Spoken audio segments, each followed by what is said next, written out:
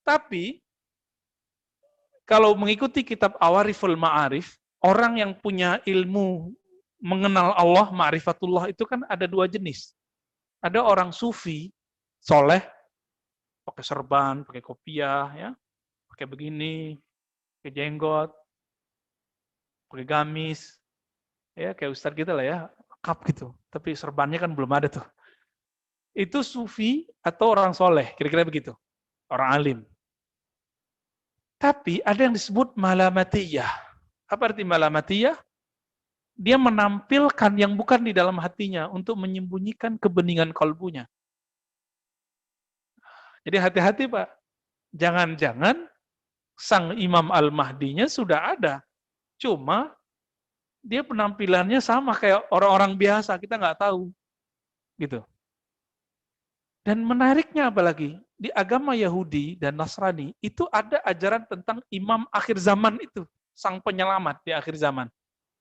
Orang-orang Yahudi punya istilahnya, mereka nyebutnya tazor atau apa ya, kita cek di buku-buku mereka yang online, ya kan banyak tuh PDF mereka, jurnal-jurnalnya, mereka punya juga istilahnya, imam penyelamat di akhir zaman, yang nanti akan mengembalikan kejayaan Nabi Sulaiman di Yerusalem. Makanya sekarang mereka sudah siap-siap kembali ke Palestina sana, ke Yerusalem, untuk menguasai kembali. Tapi nggak usah khawatir Pak, salah satu misi dari Al-Mahdi itu nanti menguasai Al-Quds. Menaklukkan kembali Al-Quds dan dikembalikan ke umat Islam. Baik.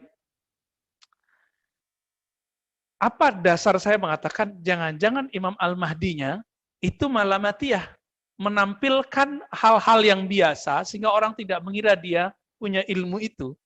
Padahal di dalamnya dia sangat mengenal Allah Subhanahu wa Ta'ala. Ini contoh. Di antara Bapak ini kan ada yang kuliahnya unik-unik. Ada yang mampu berbahasa yang kita nggak mampu. Ada yang punya skill yang kami tidak mengerti skill itu. Kelihatan nggak dari jidatnya?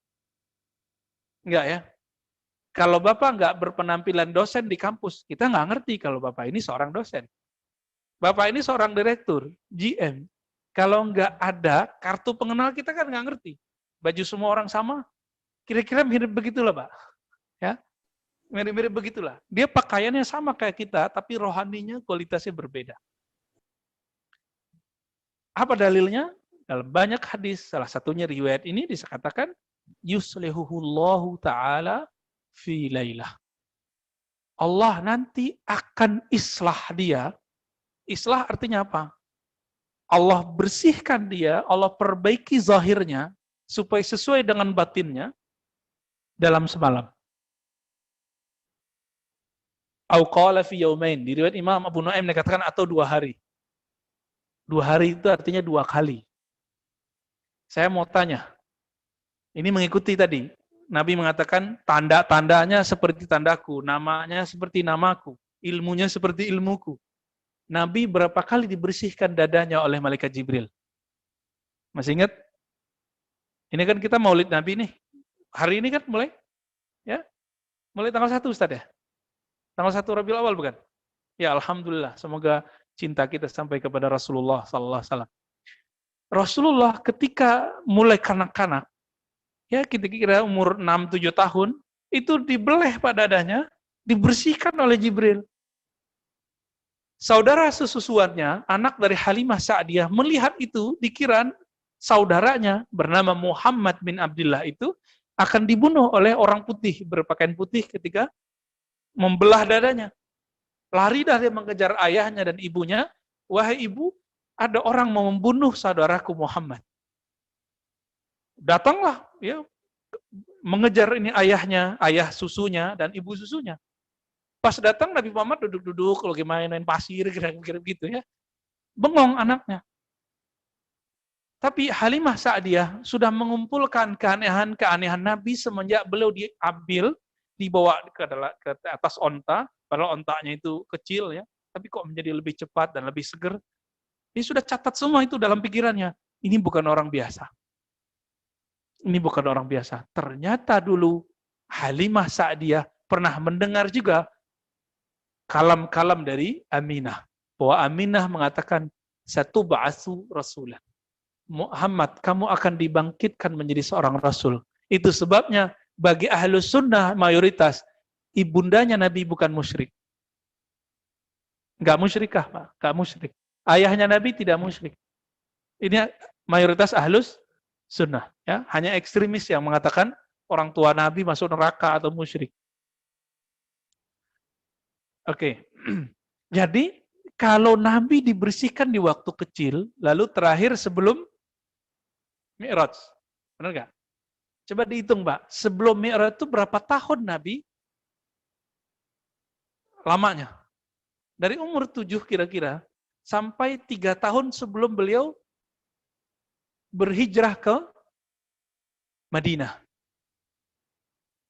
Nabi hijrah ke Madinah itu sudah 50-an tahun umurnya. Kira-kira ya, 50 sekian lah. Karena Khadijah sudah wafat. Khadijah sudah wafat, ya. Pamannya Abu Thalib sudah wafat.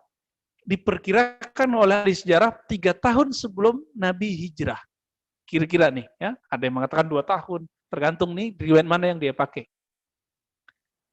Maka kalau kita ngikutin ritme ini, Pak, Al-Mahdi itu juga akan dibersihkan oleh Allah sebanyak 2 kali. Pertama, waktu kecilnya, kira-kira umur 6 atau 7 tahun. Yang kedua, sebelum beliau mendeklarasikan atau hijrah dirinya sebagai Al-Mahdi di depan umat. Kira-kira begitu. Kira-kira berapa tahun? 2 atau 3 tahun. Ini perkiraan Bapak ya. Maka kalau dihitung, berarti 3 tahun setelah itu terjadi perperangan antara beliau dengan Dajjal. Tapi kapan tahunnya? Wallahu a'lam. Kita nggak tahu nih kapan tahunnya. Cuma melihat pandemi sudah begini, sudah meliputi dunia dan seisinya, ini yang saya sebut dengan dalam hadis Nabi, muliat jauron. Bumi, dunia sudah dipenuhi dengan kebohongan dan kezaliman. Ya, orang sensitif hari ini. Belum baca Omnibus Law, sudah berani? Ya, pro dan kontra, dua-duanya, baik pro dan kontra, bagi saya ini nggak benar. Sampai dia baca isinya. Baca dulu isinya, mau pro, sebutkan pro jadi mana, mau kontra, sebutkan kontranya di mana gitu. Kan nggak semua baik di situ, nggak semua juga buruk. Tapi orang sekarang main emosi, maka nanti mohon maaf, karena emosional itu nanti sumbunya pendek semua. Orang akan sangat gampang sekali percaya dengan hal-hal yang tidak mungkin dipercaya sebelumnya. Contohnya gini, orang kalau sudah sakit parah, dia paling gampang percaya sama dukun, Pak. Dimulai dengan ahli ruqyah, jinolog. Lama-lama nggak sembuh-sembuh datang ke dukun. Awal-awalnya datang ke uskun, ustadz plus dukun. Lama-lama jadi datang ke dukun. Begitulah. Kenapa? Kalau bahasa dari senior saya, ya, Dr. Syarif, masih ngajar nggak? Syarif Hidayatullah. Masih, alhamdulillah. Itu beliau punya diksi yang menarik sekali dulu waktu kita lagi diskusi. Apa kata beliau? Orang yang sakit, orang yang susah, itu daya tawar imannya pendek. Itu kata beliau. Ini saya ingat-ingat nih. Bahasanya bagus, karena beliau ahli semantik dan semiotik. Orang yang sakit atau susah, itu daya tawarnya pendek. Mau dia nih politisi kalau udah sempit Pak, udah merasa sempit hidupnya, udah nggak ada pilihan lagi, datangnya ke dukun. Iya kan? Berapa banyak kita lihat anggota DPR, calon-calon anggota DPR dulu begitu. Mohon maaf, artis karena nggak mau, ya, karena mungkin nggak punya skill yang permanen, cuma mengandalkan popularitas sesaat, itu untuk bertahan dia carilah uskun-uskun itu. Ya, coba lihat ada penyanyi yang mungkin Bapak suka dengar suaranya, yang mbak-mbak itu ya.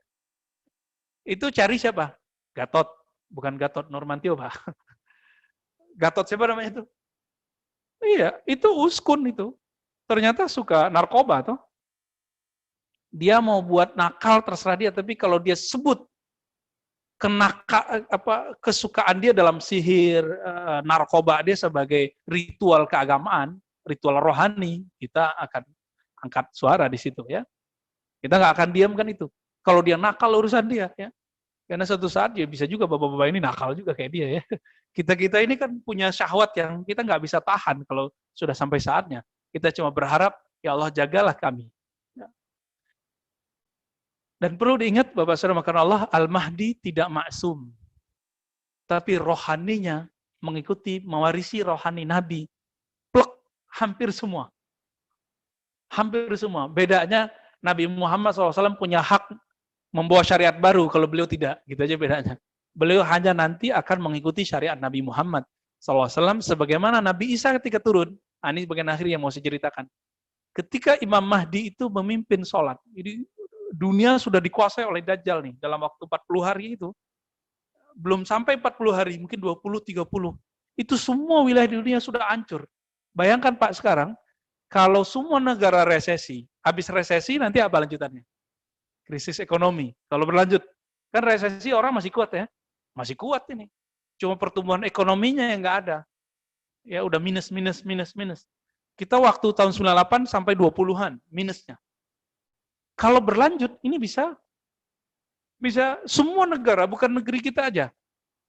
Nah, ini yang disebut jauran, kezoliman di mana-mana.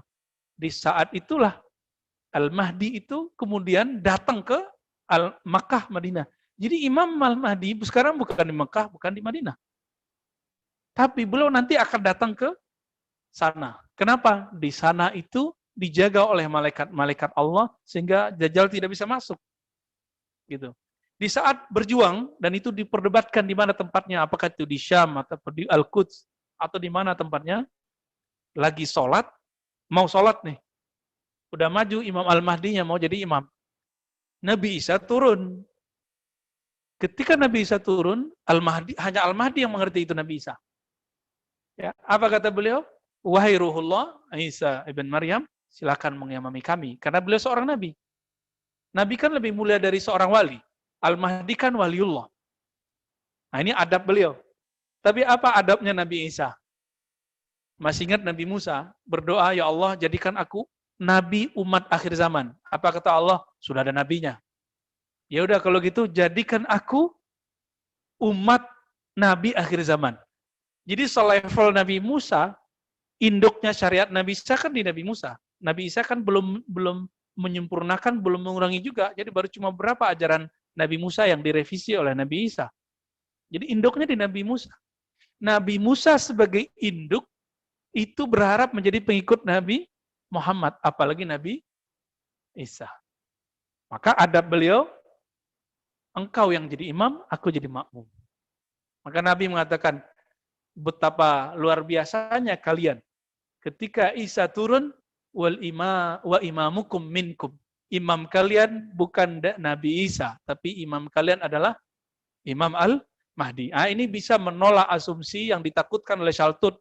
Shaltut mengatakan, hadis mengenai Nabi Isa hanya memperkuat doktrin Kristen. Itu tidak benar. Karena buktinya nanti dia jadi makmum. Ya.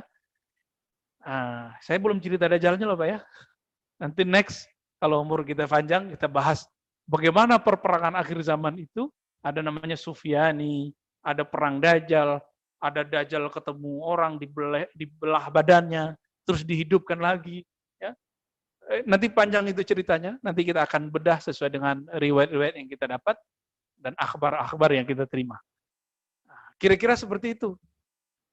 Kesimpulannya sederhana, jika fitnah atau kekacauan Dajjal sudah muncul, maka sebenarnya ilmu-ilmunya Imam Al-Mahdi sudah mulai muncul. Dan ini ditandai dengan beberapa waktu yang lalu banyak orang bicara Mahdi, banyak bicara Dajjal. Walaupun kemudian ada yang tepat, ada yang salah, ada yang hoax, ada yang cocok logi. Ya, semoga Allah ampuni semua itu dan Allah sempurnakan kekurangan kita semua. Ya, amin ya rabbal alamin. Semoga kita nanti kalau umur panjang menjadi tentaranya Al-Mahdi, pengikut Al-Mahdi. Jika tidak, ya Bapak minta wafat aja sebelum itu. Wassalamualaikum warahmatullahi wabarakatuh. Cukup? Ada pertanyaan atau enggak?